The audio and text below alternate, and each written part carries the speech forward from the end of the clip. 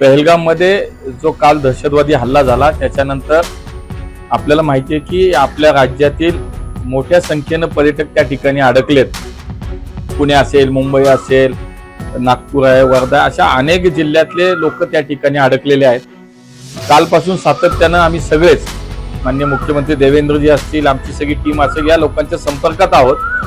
182 लोक याच्यामध्ये येतात। राहिलेली अनेक लोक जी आहेत त्यांची सुद्धा यादी आम्ही तयार करतोय, त्या लोकांची संपर्क करतोय, त्यांचे आयडी प्रूफ जमा करतोय आणि त्यांना सुद्धा लगेच परवा काही आपल्याला फ्लाईट याच्यामध्ये अजून स्पेशल फ्लाईट करायची का याच्या संदर्भातलं सुद्धा नियोजन चालू आहे आणि अजून जवळपास 100 ते 150 लोक ही राहण्याची शक्यता आहे, त्यांच्याची सुद्धा चर्चा चालू आहे। आणि परवा पण परत याच अनुषंगानं अजून आपल्याला स्पेशल फ्लाईट करायची आणि राहिलेल्या लोकांना पण परत आणायचं, या पद्धतीवरती या विषयावरती युद्धपातळीवरती काम चालू आहे। आणि म्हणून महाराष्ट्र सरकार म्हणून माननीय देवेंद्रजींनी जे काही सूचना दिल्या किंवा त्यांचं जे काही म्हणणं त्या पद्धतीनं आता या सगळ्या एअरलाइन्स कंपनीशी आमची चर्चा सुरू आहे। 2 तर विमानं तर उद्या येत आहेत। आमच्या सगळ्या सिव्हिल एव्हिएशन मिनिस्ट्रीच्या माध्यमातून कोऑर्डिनेशन चालू आहे, विमान कंपनीशी आम्ही बोलतोय आज।